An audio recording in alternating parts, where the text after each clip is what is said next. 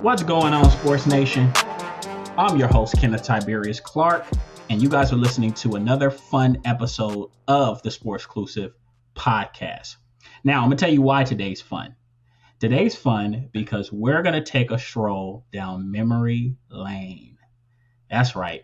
Memory lane means the Breakroom Breakdown Sports Podcast, which was my former podcast before the Sports Exclusive podcast. Sometimes I do. Even though, we move forward, we progress, I get caught reminiscing and I go back and I watch a few episodes and I watch some interviews and I walk away impressed because it really was good content. And it set the stage and it set the foundation for what I wanted the Sports Exclusive podcast to be, right? If I don't do the Breakroom Breakdown, you guys don't get this product. So the episode we're going to be checking out, it was actually, I got to interview a fellow Navy veteran, Coach James Welfare. And what he does is he comes down, he's going to come on and he breaks down the sport of lacrosse, the rules, the basics. That, and he talks about, he has at the time, he had an upstart lacrosse club that he started in the Nevada area and still going strong. So it was very fun interview, very insightful. I learned a lot. So hopefully you guys will learn a lot for all my new fans that have never seen it. So yeah, stay tuned, as we go back to the Breakroom Breakdowns 2021 lacrosse interview. Have fun. Hey, brother, can you hear me? Can you hear me? Yeah, I can hear you now. You're on mute. Awesome. Oh, good. So what's going on? How you doing? How's everything? Pretty good, man. Going well. Just got done with this weekend with the Legends Meltdown tournament out in Southern California. Felt great to get out of Las Vegas, 120-degree heat.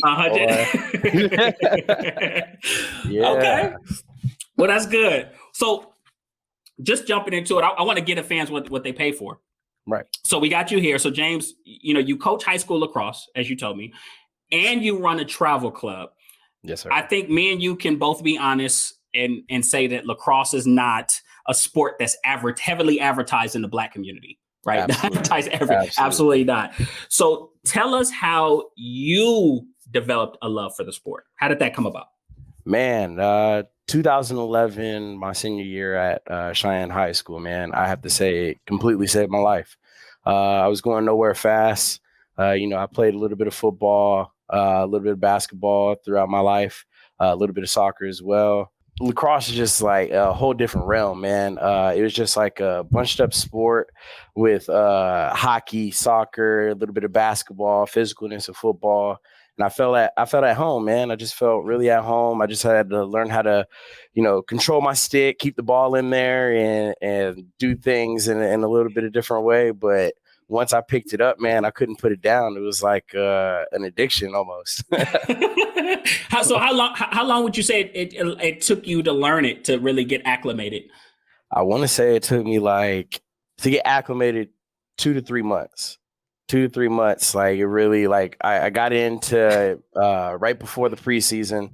The coaches over here at Centennial Bulldogs are like, hey, man, you're a football player, so just practice what you do as a linebacker and a running back, run through people, and, with your stick, if the ball's in your stick, just shoot it as hard as possible. They kept it very, very simple, right? Very simple, very simplistic. and I find like that happens sometimes, like natural people that are just naturally gifted, they cross over into different sports, and it's just like nothing to them. Yeah. Right. I actually had a sister. She didn't never play soccer. She was a basketball player. She goes out for the high school soccer team, and like in 2 months, she's like dribbling the ball and doing all these tricks. And I'm like, dude, these girls been playing their whole life. Turns into a passion, man. I think when you get into a sport that you realize you're not good at, the competitive people, the people that have a competitive edge inside of them, they just get into that mode like, man, I shouldn't suck at anything. Like I don't accept being, the bottom of the depth chart. I want to get up there. So that kind of played a big, huge part into it. Most definitely. So how about this? Okay. So So first of all, parents, pay attention. You have another option for your kids, right? It's not just Please, football and yes, basketball, right? yes. So James, break down the basics of lacrosse. I mean, I know about the stick with the net. That's all I know. Right. Break down the basics. How is the game played?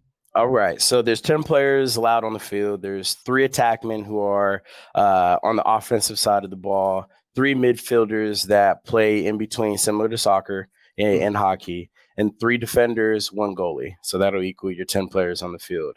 For each goal in the boys lacrosse in high school and below, actually in college and below, scoring is 1 point. Every time you score, it's 1 point. In the professional league, the PLL, the Premier Lacrosse League, they have a 2-pointer similar to the 3-pointer line over in basketball. Oh, wow. Okay. So it's about 15 yards out from the cage. Yeah, you gotta throw bombs, man. You gotta throw bombs if you're gonna shoot from out there.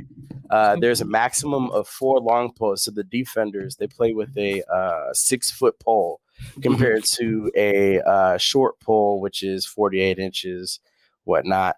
The lacrosse ball can't be touched with your hands, has to be with your stick. So you got to scoop through, catch it, everything. You can't use your hands. You got to avoid offside penalties. So like your attackmen and defenders, you can't go over the midfield line unless, then you get into the intricacies of coaching and whatnot.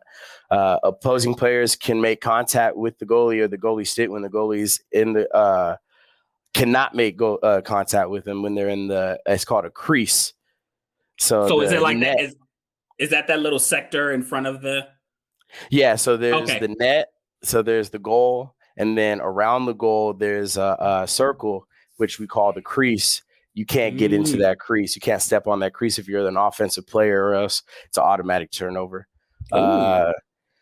It's a little bit different when you take a shot. Let's say you take a shot, you miss the cage, it goes out of bounds behind the cage. It's the person closest to the ball when it goes out of bounds. So we usually have a guy, we call that position X behind cage. If that person's back there, just to make sure that we can retain possession of the ball. But usually you'll have some runouts with a defender or a goalie sprints out with no offensive players back there just to get possession. Body checking, which is what I always preach with my guys. Like we don't swing stick. We go straight body. We try to body check. Go night. Oh yeah. Oh, so is that like the equivalent of like blindside and all that stuff? Playing linebacker, baby, going straight down that A gap, running straight into that running back, knock them on out. So just to make sure I'm clear. Yeah. When the opposing team is running, they got the ball in their thing. You can hit them. Oh man! Dislodge the ball and all that stuff like that. Absolutely, we throw stick checks. So like we hit people with sticks. We wear arm pads. We wear gloves. We wear helmets and chest pads, depending on the level that you play at. I'm past my high school and college days, so I'm not usually playing with a chest protector, which could be a bad omen. But when you can get hit in the arms with a lacrosse stick trying to dislodge the ball. We call a yard sale when a guy checks you with his stick and throws your stick out of your hand. That happens occasionally. Wait! Check you with his stick and throw your stick out of your hand. Yep. So like when you're running. Let's say I have a stick in my hand and the guy comes up and he dislodges the stick out of your hand. That's called a yard sale. Try to get that turnover. Look, James, parents is watching this. They be like, I don't know if I want my kids to play lacrosse. Look, this is a violent sport. No, but I'm gonna tell you this. It sounds absolutely great. So let's look at positions. Okay. Yep. Just so we can equate it to, once again, let's say people that watch basketball or watch football. Okay, who would you say is the quarterback of on the field? Who orchestrates, or a point guard? Who is that? Okay. Who is that person? Okay, all right. So let me see. If we're going to equate it to basketball, I mean, it really depends on teams' their strategy. So I have a kid that I like having at X that's behind the cage. That's usually your quarterback. That's usually an attackman who's Mhm. playing down there and is really trying to, work your offense and Mhm. get everybody in the right spot. So that would be your point guard. This is purely based off just my team. Mhm. Just was at the tournament. We have a kid, Jake, who Mhm. plays on the right wing attackman. He was 6'4". He's 6'5" actually. Ooh. He plays basketball, Mhm. and we utilize him.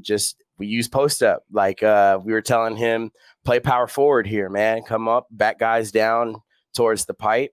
Mhm. And then, have your head up so you can pass the ball if guys are cutting through lanes, just like in basketball, or if you could free your hands up, get a shot on cage.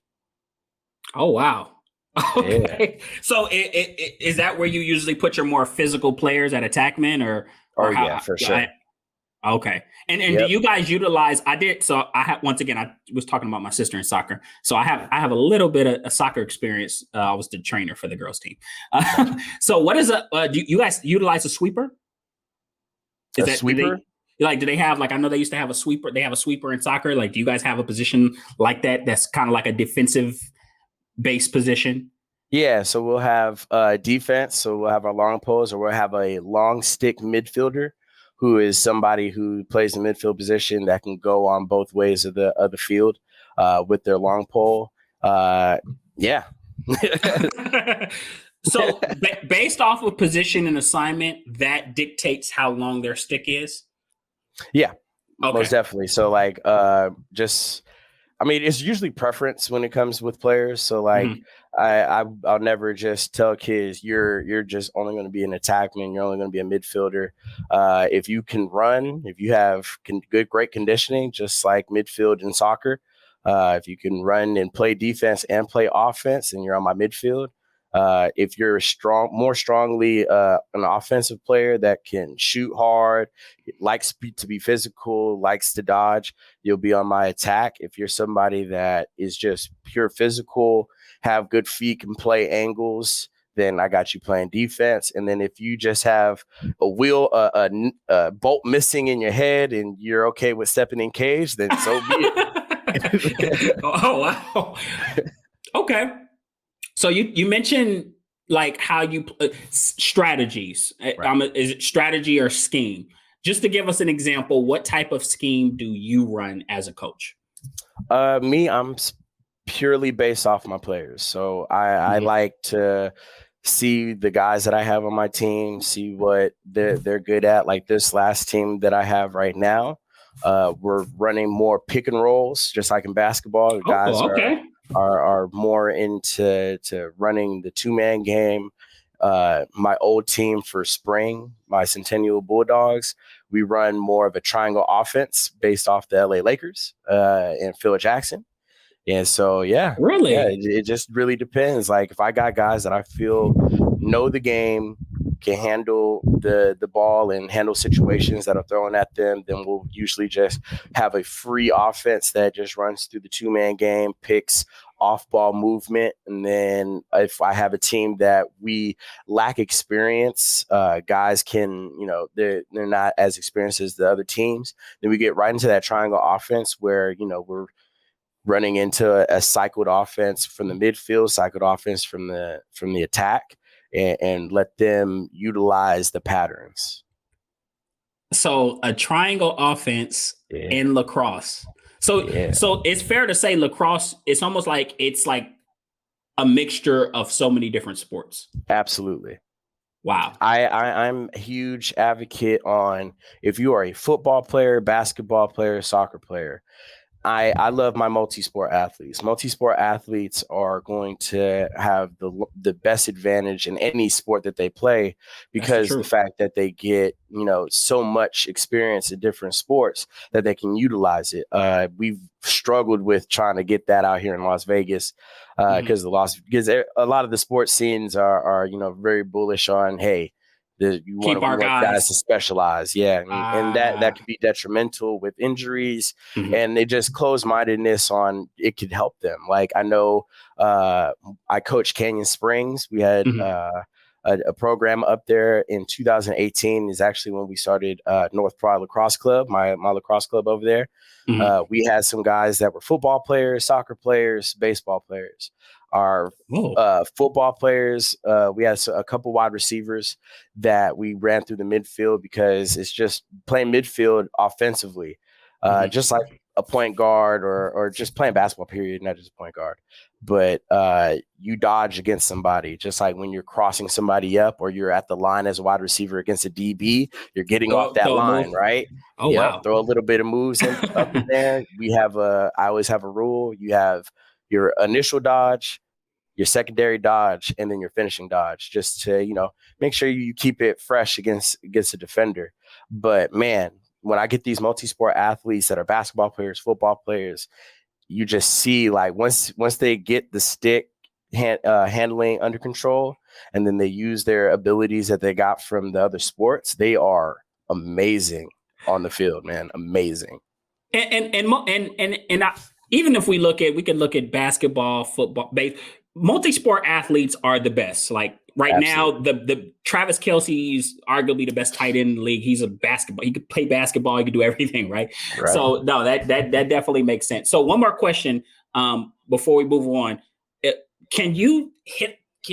I know you throw it with the net. Can you like hit the ball like a baseball? Like, do people do that? Like throw it up and hit it?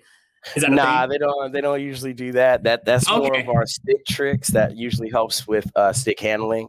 Okay. So when some people, they don't have a wall nearby or a partner to pass with on their own time, then we have them practice stick drills. So like they'll do stick tricks. They can stall it on their sticks and whatnot, and then a couple guys use their bat to hit it, but not in the game. I see one of my players do that in the game. You get ripped off the field. You're gonna be standing right next to coach drinking some water. That's the flashiness.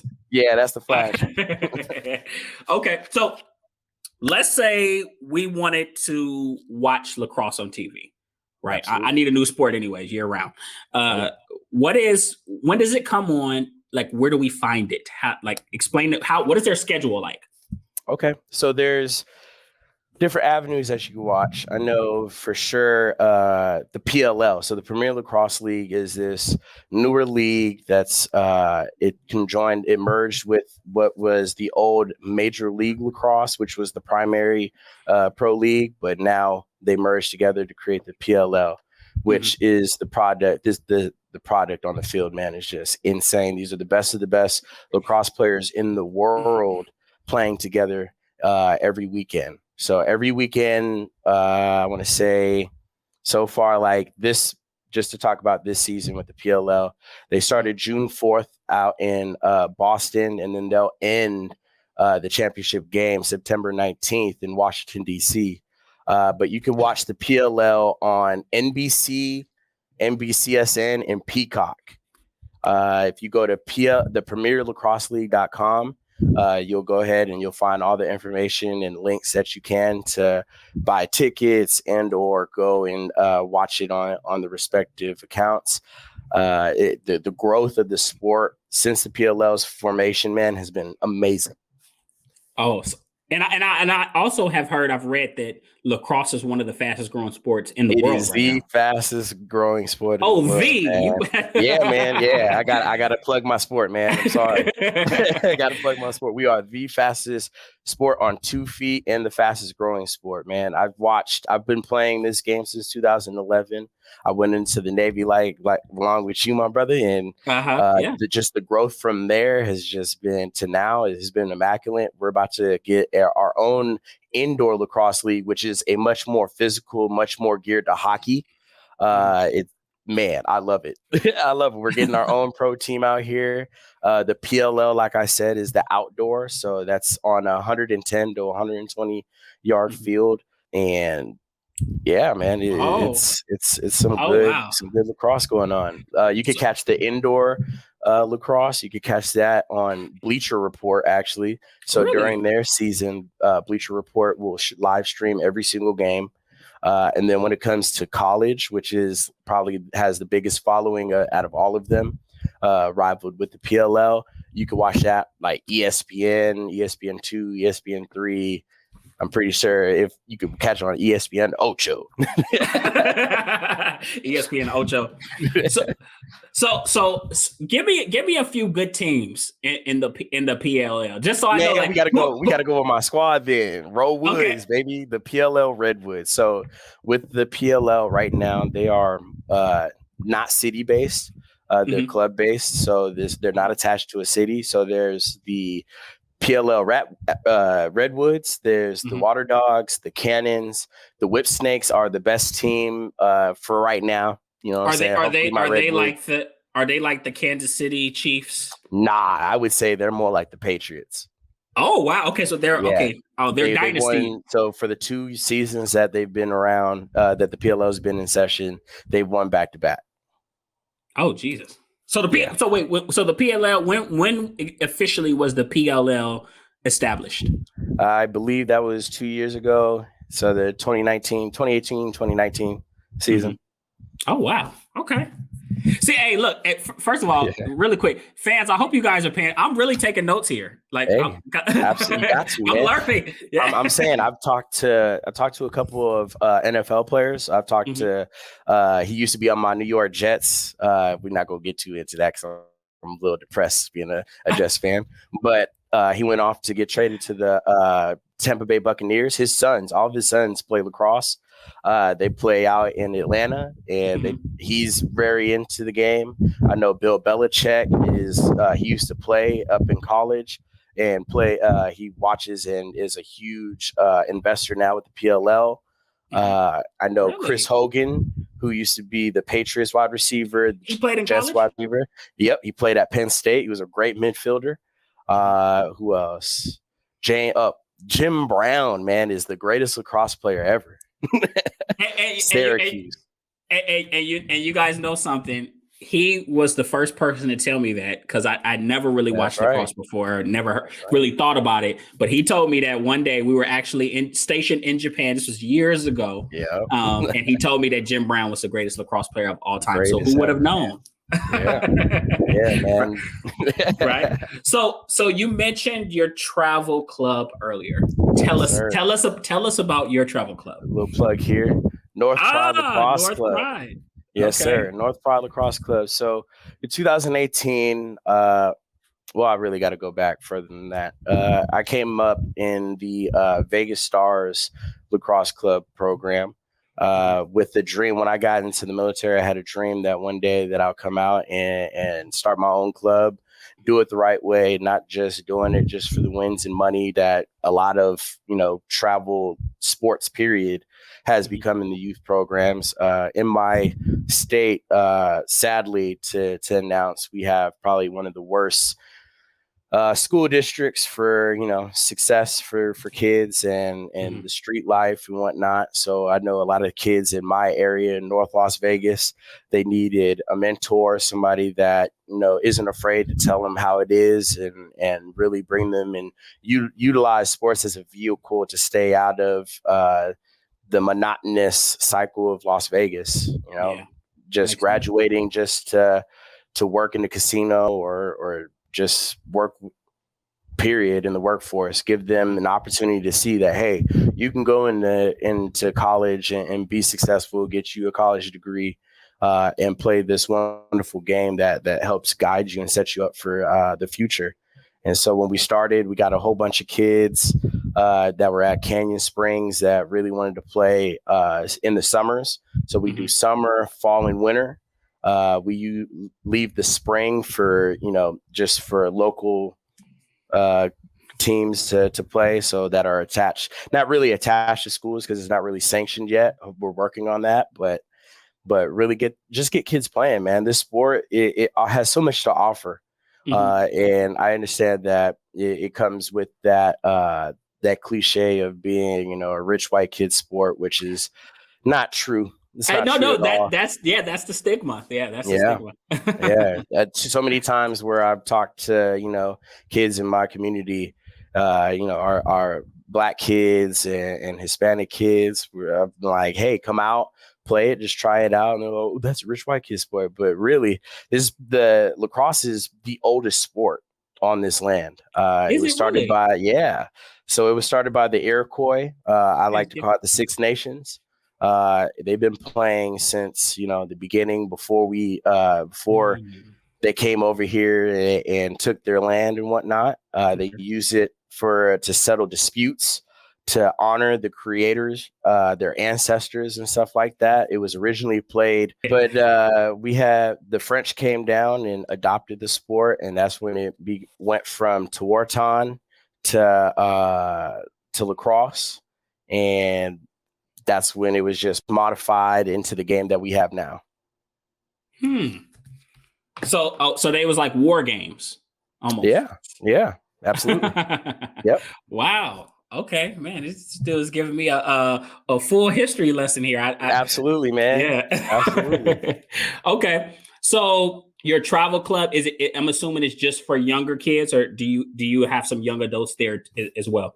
Okay, so with my club right now, we're going strong with the high school kids this fall and winter. Once school starts August 9th, we'll be getting into the middle schools and elementary schools. Mhm. And then actually this weekend, we have the North Pride men's team. So it'll be a couple of my friends that played with me and with the Bulldogs in high school, and then a couple of kids that played for me in North Pride.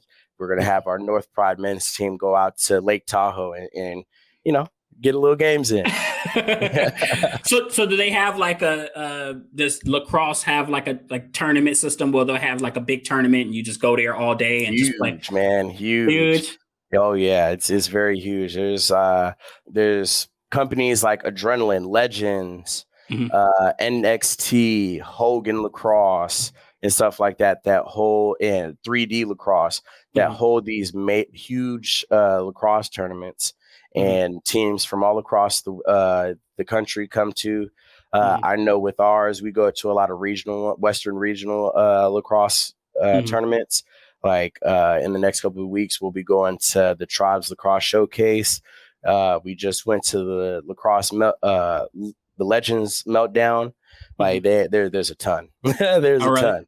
And how did that one go for you guys? The Legends Meltdown. Man, the Lacrosse Legends Meltdown, man, Uh-huh. was amazing. It Uh-huh. was a great turnout. A lot of we got out there. The expectations for our team, we had a pretty small team. We had about 16 players. We were going out there. We had played the most games of any team. We played 4. Usually you were supposed to play 3 games on Saturday, and then you have playoffs on Sunday.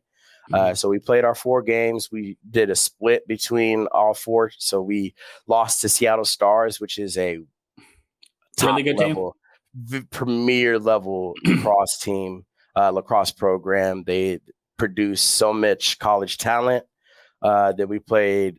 We lost to them 12-2, so it was a rough start to our morning. Mhm. Then we ended up playing Pride LC, which is a team out in SoCal. We ended up beating them, and then we ended up beating another team called Live Lax, and then we ended up losing a good game to Los Angeles Lacrosse Club to place 3rd in the seeding for Mhm. playoffs. So we got to playoffs to play the LALC, Los Angeles Lacrosse Club, Mhm. played them for a second time, beat them in overtime with a game-winning goal, which was definitely the highlight of the tournament. Who And then look we who got made to the who made the game winning goal? Was it Jake? I got to put my boy out there, Peyton Shin, man, Peyton Shin, Oh, number Peyton 88. Shit. Yeah, we were screaming yellow, yellow to slow down the ball because we Uh-huh. had turned the ball over. Then we forced a turnover to get the ball back into our possession in overtime, and we wanted to draw something up. But as we were screaming yellow, I recognized, and he recognized as well, that his hands were free in the middle of the field. And I just looked up. My assistant was screaming yellow, yellow. And I said, nah, man, shoot, scream, shoot, bounce Yeah. shot, perfect form, game winner. And I promise you, I'll send you the video. But I Please. was the first dude out on the field, man. Beat the kids to the punch. I was screaming like we done won a Super Yeah. Bowl. Yeah, because I was Oh wow. super proud moment. So we ended up getting into the title game and versus Seattle Stars, and we put up a fight, but to no avail. But those kids, man, my kids put up. We didn't expect them, to be honest. We didn't expect them to get to the title game. We were like, hey, just come out here. We want to see how you guys are doing against this top level talent out here on the field. And man, they balled out for us. Wow. So that's big. So just so I'm clear, when you go to some of these tournaments, is it just teams from the West Coast? Or are you getting teams from all over the United States? Oh, no, most definitely. We've seen teams come from Canada. We've seen teams come from Maryland, Boston, and stuff like that. Arizona, Texas, all over, man. They all come down. All come to Minnesota. Everybody comes down to whatever tournament that's happening. That you usually get a great mix of that, especially in the national tournaments. But you can get that in the regional tournaments as well. So it's great. Okay. So he said he's gonna start the men's. How old is too old to learn? I can relocate. You're never too old. Never too old, man. I got a small football. As a matter of fact, what's funny? Even though we were in the Navy, we actually met. We were playing flag football. Yeah. And I was actually being very obnoxious. I was very mad. His team had beat ours. 2-time defending champs, baby. Don't forget it. I don't want to hear all that. Baby. Yeah, let's go. And so I was just being very obnoxious. I'd never forget. My wife picked me up, and I was in the car. I was cursing. I was bad. So I'm pretty competitive too. So maybe I can cross over to cross. Nah, absolutely, man. Absolutely. Yeah. I saw you out there. You had the footwork for us. So let's go. Yeah, I had a little something going, right? Yes, sir. But okay. So if the fans want to reach you, James, how can they reach you? How can they get a hold of James Welfare? So if you want to get a hold of me, go on to Instagram, Coach James 702, or you can go on Instagram, North Pride Lacrosse. I'm usually active up on there. Or you can go on Instagram, James Welfare. I'll be the guy right there with my son in the picture. But something I definitely want to mention with my lacrosse club, man, that I'm pretty proud of is with the PLL. Starting this fall and winter, we are going to be the first lacrosse club out here in Las Vegas, Nevada to be PLL sponsored. Oh, wow. Yes. That's good. That's really good. Congratulations. It's going to bring access to professional lacrosse players to the kids in our program, whether they're new, old, veterans, whatever. Get them in front of guys like a couple pros that I've met, like Kyle Harrison, who's in my opinion, the Michael Jordan in lacrosse for the Black community. He's done it the right way. He's won at every level that he's played at, but that connection with the pro sports is huge. And then as well as the NLL having their team come out here and interact with us in our Las Vegas lacrosse community. Well, that's definitely big. PLL sponsored. That's good. Yes, sir. Yes, sir. I'm proud of you. You built your own brand and your own club. That's good. Yes, sir. Last question. I give my fans homework. They know they hate me, but I give them homework every episode. Your favorite lacrosse player and why? Ooh, favorite lacrosse player? That's actually an easy one. I just mentioned him. Kyle Harrison, man. Kyle Harrison, this is his last year professionally. He's retiring.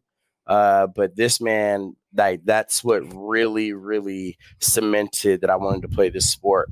Seeing somebody just like me. I mean, there's a ton of other ones. There's Chaz Woodson, who's just crazy nuts.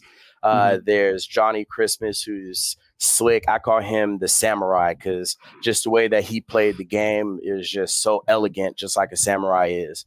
But Kyle Harrison is definitely number one in my eyes because he brought the basketball aspect to the field.